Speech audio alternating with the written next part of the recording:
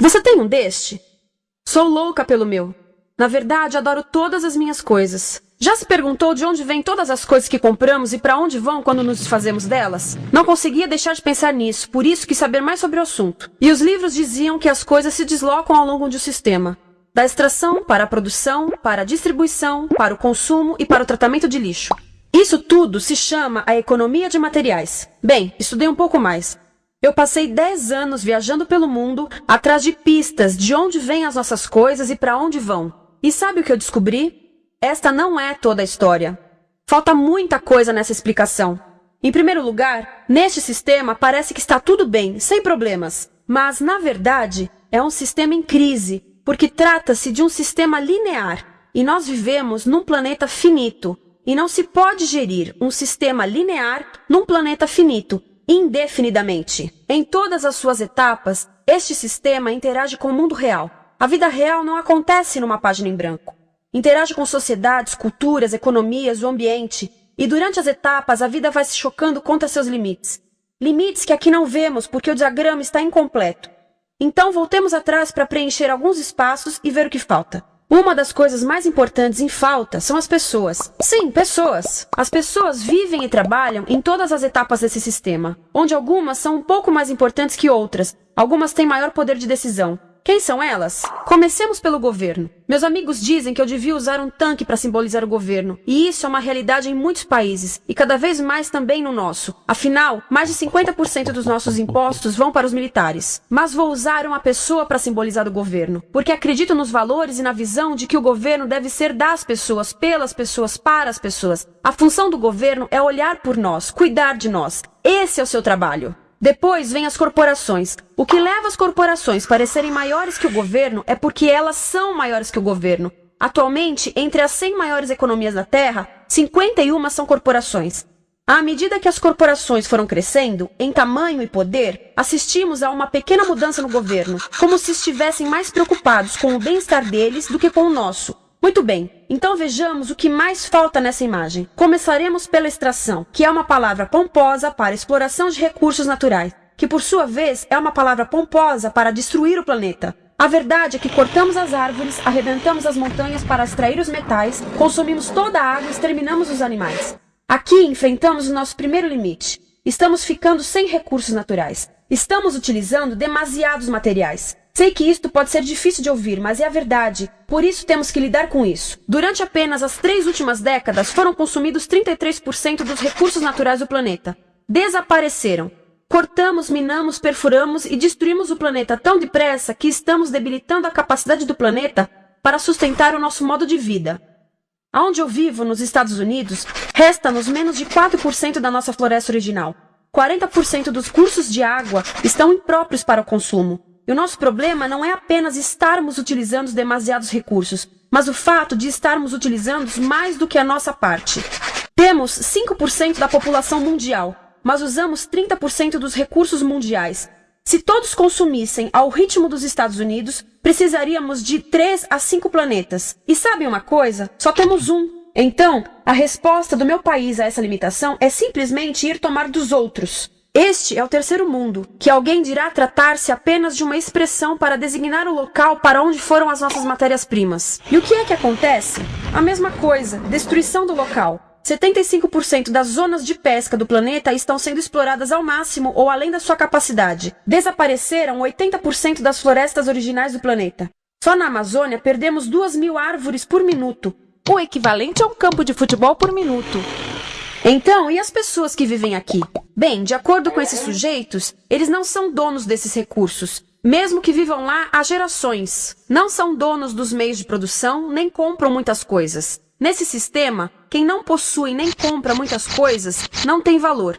A seguir, as matérias-primas seguem para a produção, aonde utilizamos energia para misturar químicos tóxicos com recursos naturais para produzir produtos contaminados com tóxicos. Há atualmente no comércio mais de 100.000 químicos sintéticos.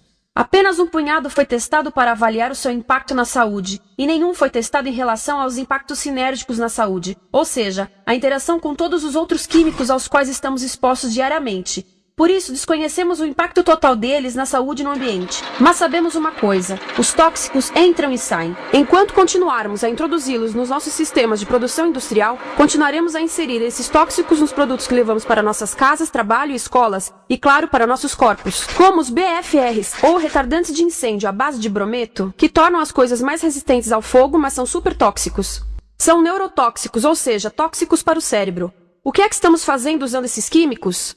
Apesar disso, os usamos em nossos computadores, eletrodomésticos, sofás, colchões e até alguns travesseiros. Sim, pegamos nossos travesseiros, os revestimos com neurotoxinas, levamos para casa e dormimos por 8 horas com eles. Não sei, mas acho que num país com tanto potencial, poderíamos ter uma maneira melhor de evitar que as cabeças peguem fogo à noite. Sabia que essas toxinas vão se acumulando ao longo da cadeia alimentar e se concentram nos nossos corpos? Sabe qual é o alimento do topo da cadeia alimentar com o nível mais elevado de químicos tóxicos? O leite materno. Isto significa que os menores membros das nossas sociedades, os nossos bebês, recebem as maiores doses de químicos tóxicos das suas vidas a partir do leite das suas mães. Não acha que é uma incrível violação? A amamentação deveria ser o mais importante ato humano de nutrição. Deveria ser algo sagrado e seguro. A amamentação continua a ser o melhor e as mães devem amamentar, mas nós deveríamos proteger esse ato. Eles deviam protegê-lo. Eu pensava que zelavam pelos nossos interesses. As pessoas que mais sofrem com esses produtos químicos são os trabalhadores das fábricas. Muitos são mulheres em idade reprodutiva, que trabalham com toxinas que afetam a gestação, carcinogênicos e muito mais. Agora eu pergunto, que tipo de mulher em idade reprodutiva trabalharia num emprego deste, exposta a estas toxinas, a não ser uma mulher sem outra alternativa?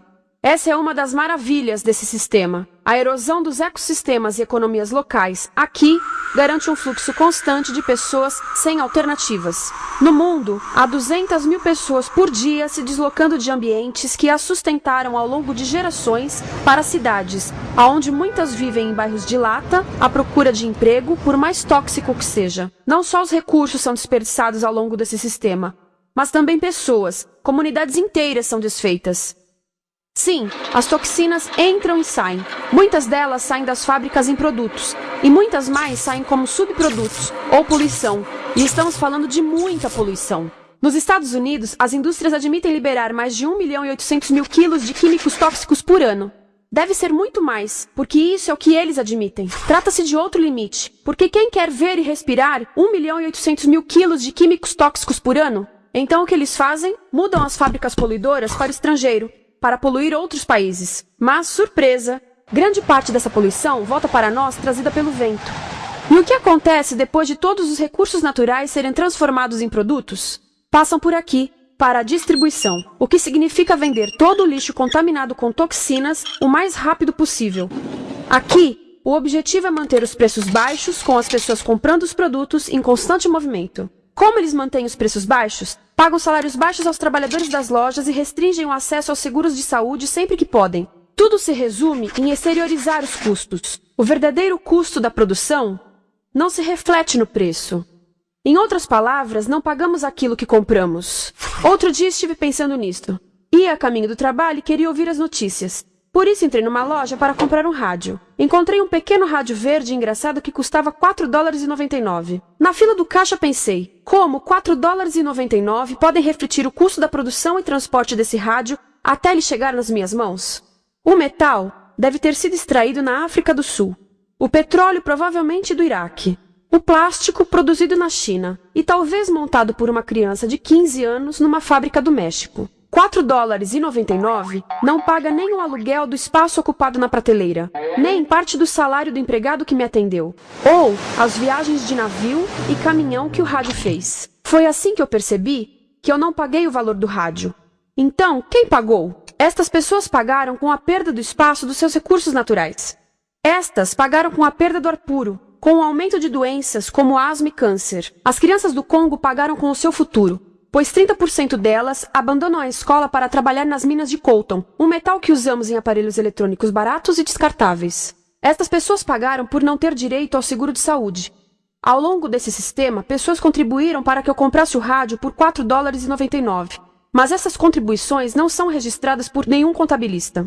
É isto que eu quero dizer com exteriorizar o verdadeiro custo de produção. E isso nos leva à seta dourada do consumo. O coração do sistema, o motor que impulsiona. É tão importante proteger esta seta que se tornou prioridade daqueles dois sujeitos. É por isso que após o 11 de setembro, quando nosso país estava em choque, o presidente Bush poderia ter sugerido fazer luto, rezar, ter esperança, mas não, ele disse para fazermos compras. Compras! Nos tornamos uma nação de consumidores. Nossa principal identidade passou a ser de consumidores. Não mães, professores, agricultores, mas consumidores. Nosso valor é medido e demonstrado pelo quanto contribuímos para esta seta. Quanto consumimos. Não é isso que fazemos? Compramos, compramos, compramos. Manter os produtos circulando. E como circulam? Sabe qual a porcentagem dos produtos que circulam através desse sistema que ainda são usados 6 meses depois da venda na América do Norte? 50%? 20%? Não, 1%. 1. Em outras palavras, 99% das coisas que nós cultivamos, processamos, transformamos, 99% das coisas que percorrem o sistema são lixo em menos de 6 meses. Como é que podemos gerir um planeta com esse nível de rendimento? Mas não foi sempre assim. Hoje, o consumidor médio americano consome o dobro que há 50 anos. Pergunte à sua avó.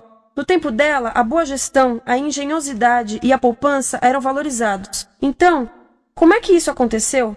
Bem, não aconteceu simplesmente. Foi planejado. Pouco depois da Segunda Guerra Mundial, estes sujeitos estudavam a forma de impulsionar a economia. O analista de vendas Victor Lebow articulou a solução que se tornaria a norma de todo o sistema. Ele disse: a nossa enorme economia produtiva exige que façamos do consumo a nossa forma de vida, que tornemos a compra e uso de bens em rituais, que procuremos a nossa satisfação espiritual, a satisfação do nosso ego no consumo. Precisamos que as coisas sejam consumidas, destruídas, substituídas e descartadas a um ritmo cada vez maior. O conselheiro econômico do presidente Eisenhower disse: o principal objetivo da economia americana é produzir mais bens de consumo. Mais bens de consumo? O nosso principal objetivo?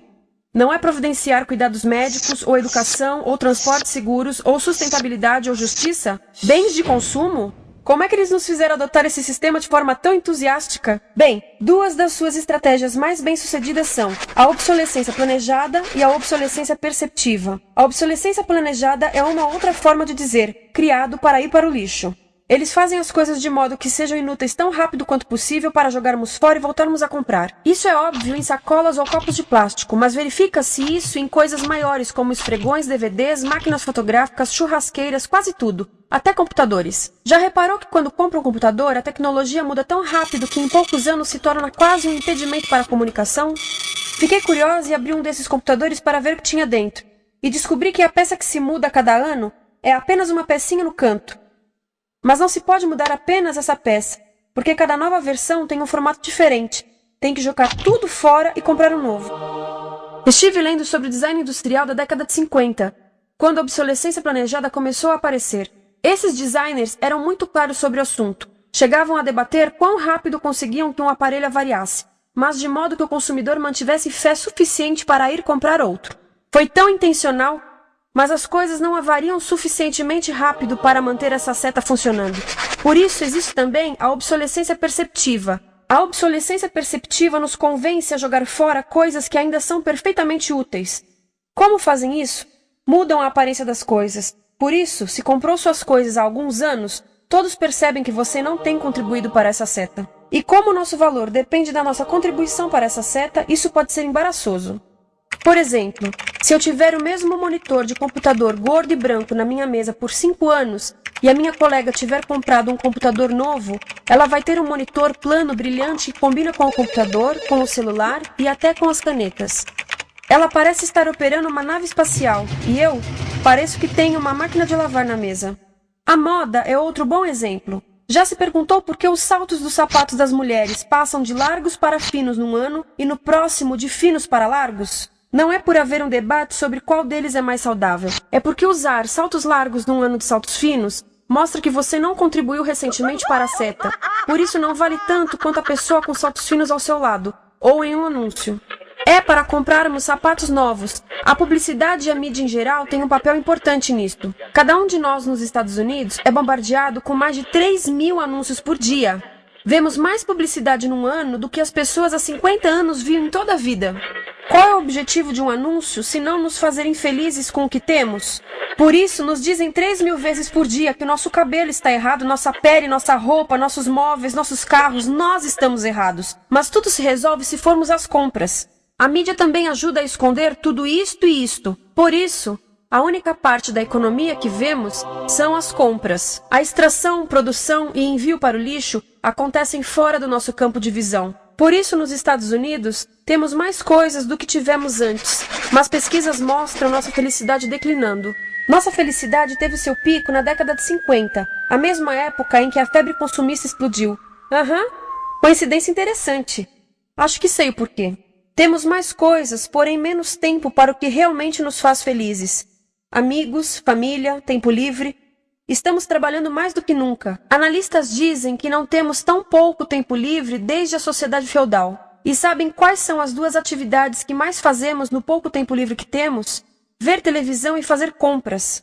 Nós, americanos, passamos 3 a 4 vezes mais tempo comprando do que os europeus. Assim, nessa situação ridícula, vamos trabalhar talvez em 2 empregos, e quando chegamos em casa exaustos e sentamos no sofá novo para ver televisão, os anúncios dizem que não prestamos, então vamos às compras para nos sentirmos melhor. Depois trabalhamos mais para pagar o que compramos e chegamos em casa mais cansados, vemos mais televisão que nos diz para fazermos compras outra vez. E estamos nesse ciclo de trabalhar, ver, comprar, e podíamos simplesmente parar. Então, no final, o que acontece a todas essas coisas que compramos? Nesse ritmo de consumo, não cabe tudo em casa, apesar do tamanho médio das casas ter duplicado nesse país desde os anos 70. Vai tudo pro lixo, e isso nos leva ao tratamento do lixo. Essa é a parte da economia de materiais que conhecemos melhor, porque nós temos de levar o lixo até a esquina. Cada americano produz 2 quilos de lixo por dia, o dobro do que fazíamos há 30 anos. Todo esse lixo ou é despejado num aterro, que é um grande buraco no chão, ou ainda pior, primeiro é incinerado e depois despejado no aterro. As duas formas poluem o ar, o solo, a água, sem esquecer que alteram o clima. A incineração é realmente ruim. Lembra daqueles tóxicos da fase da produção? Bem, queimar o lixo libera esses tóxicos no ar. Pior ainda, produz supertóxicos novos, como a dioxina. A dioxina é a substância mais tóxica feita pelo homem, e os incineradores são a principal fonte de dioxina. Isso significa que podemos parar a principal fonte da mais tóxica substância conhecida e feita pelo homem, simplesmente parando de queimar o lixo. E podemos parar hoje. Algumas empresas não querem criar aterros e incineradores aqui. Por isso, também exportam os resíduos. Então, e a reciclagem? A reciclagem ajuda? Sim, a reciclagem ajuda. Ela reduz o lixo nessa extremidade e depois reduz a pressão para minerar e colher mais nessa extremidade. Sim, todos devemos reciclar, mas reciclar não é o suficiente. Reciclar nunca será suficiente, por 2 razões. Primeiro, o lixo que vem das nossas casas é apenas a ponta do iceberg. Para cada saco de lixo que deixamos na esquina, 70 sacos de lixo são criados anteriormente, só para fazer o lixo desse saco que deixamos na esquina. Assim, mesmo que pudéssemos reciclar 100% do lixo das nossas casas, não se chegaria ao coração do problema. Além disso, grande parte do lixo não pode ser reciclado, ou porque contém demasiados tóxicos, ou porque é criado de início para não ser reciclável. Como aquelas caixas de suco, que têm as camadas de metal, papel e plástico, todas coladas. Não dá para separar essas camadas para reciclá-las. Como se vê, é um sistema em crise. Por todo o percurso, estamos batendo em limites, do clima em mudança ao decréscimo da felicidade. Simplesmente não está funcionando. Mas a parte boa de um problema tão generalizado é haver tantos pontos de intervenção. Há pessoas trabalhando aqui salvando florestas, e aqui na produção limpa. Pessoas trabalhando em direitos do trabalho, em comércio justo, em consumo consciente, no bloqueio de aterros e incineradores. E muito importante, em recuperar o nosso governo, para que seja realmente pelas pessoas e para as pessoas. Todo esse trabalho é criticamente importante, mas as coisas vão realmente começar a se mover quando enxergarmos as ligações, quando enxergarmos o panorama geral. Quando as pessoas ao longo do sistema se unirem, poderemos reivindicar e transformar esse sistema linear em algo novo, um sistema que não desperdice recursos ou pessoas, porque aquilo de que precisamos nos livrar é da antiga mentalidade de usar e jogar fora. Há uma nova escola de pensamento nesse assunto, e é baseada em sustentabilidade e equidade, química verde, 0 resíduos, produção em ciclo fechado, energia renovável, economias locais vivas, já está acontecendo. Há quem diga que é irrealista, idealista, que não pode acontecer. Mas eu digo que quem é irrealista são os que querem continuar pelo velho caminho. Isso é que é sonhar. Lembre-se que a velha forma não aconteceu por acaso. Não é como a gravidade que temos que conviver. As pessoas a criaram, e nós também somos pessoas. Por isso vamos criar algo novo.